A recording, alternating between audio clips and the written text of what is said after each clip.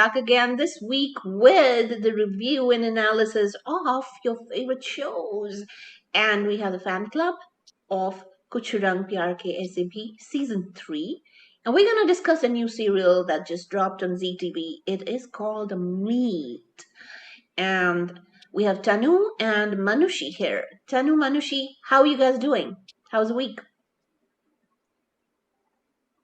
Hi, very nice. And it was love watching Kuch Pyar Ke Aise. Yeah, so what happened in the show, Tanu? Tell us. So this week was quite eventful. We got to see the lovey-dovey moment, the chemistry back again between Dev and Sonakshi.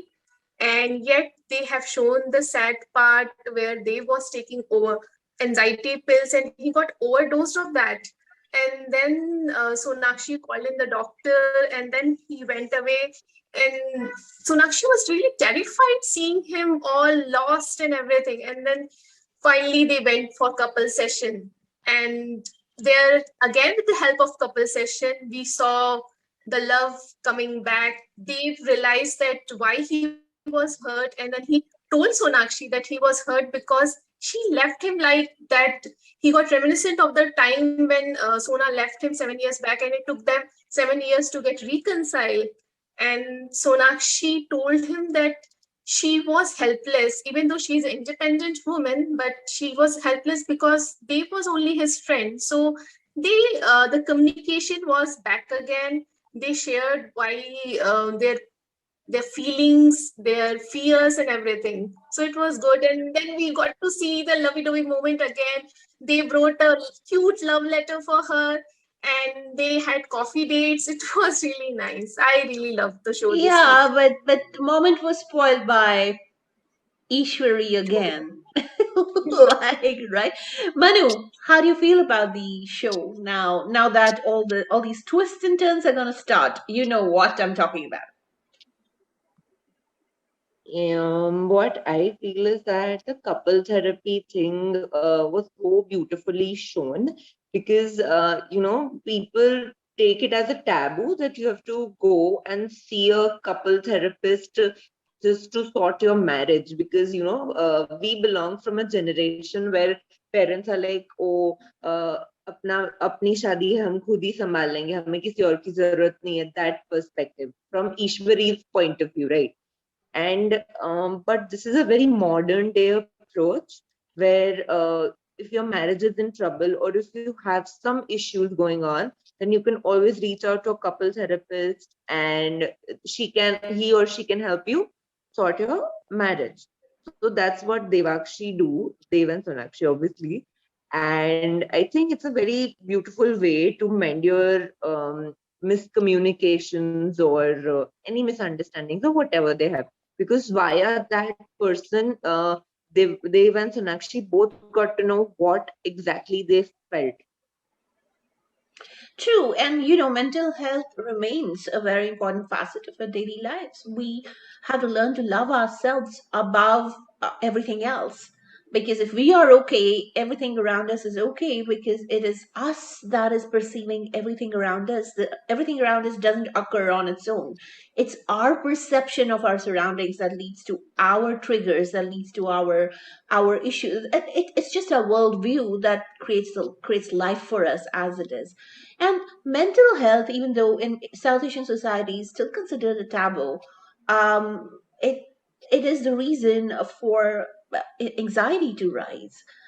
This should not be a taboo. Often stated reason for general rise in anxiety is, oh, life is so uncertain, life is so fast, we don't have time.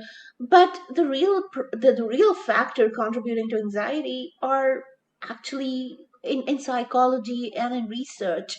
There are two things that lead to anxiety, and one is parenting practices that overprotect children, and of course the exposure to social media and technology, because social media and technology keep you so busy in your mind that you end up living in an alternative reality which has nothing to do with your own life, and it can lead to social exclusion. And if your parents are overprotective of you, they stop you from having experiences, and also don't teach you how to deal with stress. And I think for Dave, that is a very important part of his life. He doesn't know how to deal with a lot of things. He shoves it under the carpet mostly, and it's because his mother never taught him to deal with it. His mother took it away from him and told him it was none of his business, and she would deal with them instead of her. She was overprotective of him as a son. Now, I love the way the psychology of Dave's characters moved so far, but the show has a new writer, Harneet Singh, guys. And I'm just hoping that that does not change the composition of the characters as we know them, because Dave Dixit is perhaps the most well-written character in the history of Indian television. And I know a lot of you come back to me with, oh, there are other characters that are extremely well written, but Dave Dixit is a complex character, and we've seen the evolution of this character since season one, from what he was, and it is a very organic evolution. We haven't seen a single gap in his process of evolving from Dave the henpecked son to Dave the man he is today. And I'm almost certain that there will be some changes that are brought into his character, but hopefully the complexity of his character remains where it was. Now, having said that, what do you feel about the mental health aspect of both people, Dev and Sonakshi? Because that's going to be a very important aspect of how they deal with other challenges. Manu, if you want to take that. Yeah. So, what I feel is Dev and Sonakshi both are going through a lot of mental stress. Firstly, they showed about how, as a parent, they are trying to accept Ayush. And once the Ayush thing was put in aside, their own relationship was at a toss because of what Ishwari kept intervening between the two and the mad chaos that went around between Dev and Sonakshi. We saw Dev sleeping in the garden and Sonakshi sleeping in her in their room. Yeah. So somewhere both of them had that thing that he would approach first or she would approach first, and I think that had taken a mental toll on both of them. Sonakshi was expecting Dev to understand where all this is coming from within her, and they've actually wanted to sit and talk to Sonakshi, but he is not that person who would openly pour his heart out and talk. He used to be that person, but he's no more that person who would probably sit with his wife and have a conversation about it. So I Yeah, think, it's also a lot to do with the fact that he cannot articulate. He doesn't know how to articulate. And when he does tell the therapist the reason of him behaving the way he is, even Sonakshi was surprised, and she knows him the best. She knows him better than his mom knows him, right? His mom hasn't evolved out of the motherhood to really understand that her son is grown up. Tanu, what do you feel about the sudden acceptance of Ayush, calling Dev dad and calling Sonakshi mom? Don't you think it was a little rushed? Yeah, I do think it was little rushed. I think they want to start a new sideline story of the new character, which was coming, a third angle between Dev and Sonakshi. So because of that, they have suddenly stopped this track of Ayush is not accepting the family. So they just shown that Ayush has accepted because they want to show the troubles between Sona and Dev life and the third character, which we have seen in the promos. Yeah, so did you? I didn't like the treatment of how all of a sudden Ayush became the ideal son and accepted everything, because that was very unnatural. And somewhere I think the new writer is responsible for it. And I just did not like the entire way in which it was rushed, and the unnatural way, because we've never seen anything very unnatural happen in the show before. What do you think about that, Manu? Do you think the new writer is going to bring some loopholes into the story? what I feel is that the way the third angle is being brought is itself so disturbing, because Dev and Sonakshi are not that couple who would let some third person affect their relationship, because we know Dev is never going to be that husband who's going to fall in love with somebody else. Seeing that Sonakshi is a doubtful wife who is going to, kind of speculate that what is going on with Dev's life, even if when Elena told her that there's some woman who is here to see Dev, she's not all that jasusi type wife who's going to go and speculate that, oh, Dev को office में लड़की मिल रही थी कौन थी and all that shit. So I don't think the writer kind of understands the characterization of Dev and Sonakshi here. Tanu, do you feel the same way that the writer is going to spoil the characters for us?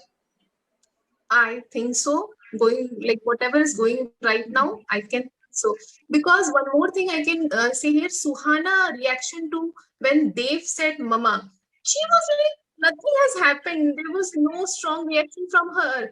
So if they can spoil Suhana reaction, I'm pretty sure we are going to say something going very wrong. Which is totally sudden and unnatural. There's nothing that has happened that will cause Suhana to accept Ayush like that. You're absolutely right.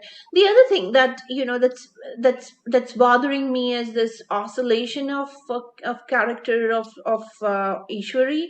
On one hand, she's being this nice mother-in-law towards Sonakshi all of a sudden, because so far all she's done is she has criticized Sonakshi. Now all of a sudden she's changed sides and she's become this person saying, "Oh, I've failed, and what about you doing it now?" Which is so unlike Ishwari's character, which is a certain precipitous break in her character arc right there, because she's not that woman who will give control. She's never given control. The only time she gave control was when it hit her that she was responsible for the breakup, but she doesn't realize it anymore in this season at all, that she's responsible. She hasn't accepted that she's been responsible for Sonakshi leaving the house. She still doesn't get that, and we haven't seen any scene so far where she accepts that she was the reason why all of this happened. When that hasn't happened, all of a sudden her hugging Sonakshi and supporting Sonakshi just seems so unnatural right there, because Ishwari is also the typical, narcissist mother. She's very narcissist. She lacks empathy, and she lacks the ability to see Dave as an individual. She thinks Dave is an extension of her, and Ayush is an extension of Dave, and by that equation, Dave and Ayush are an extension of her. She absolutely neglects the feelings and needs of Dave. If Dave wants to have coffee, that's his feeling, that's his need to spend time with his wife wherever the hell he wants to, at whatever time he wants to. But Ishwari doesn't get it. She feels so entitled in her narcissist avatar that she insists on getting her way all the time. She wants to be there for his son, and she doesn't want to let the son go. And even that entire thing is so unnatural. On one hand, she's this narcissist, on the other hand, and serving herself her needs, and on the other hand, she's being this nice mother-in-law who tells Garib ki beti GKB that that, oh, let it be, let them go, let Sonakshi and they do what they're doing. If they're getting lovey-dovey in the garden, it's their thing. And it's just very weird how those characters just suddenly changed. Yeah, that's true. And I think Ishwari will be back on track because when Mami ji told कि देव आपके चुंगल से जा रहा है, तो you can see her facial expression like, okay, this is happening. But still, she was posing herself like she is a very nice girl and she's concerned about Dev.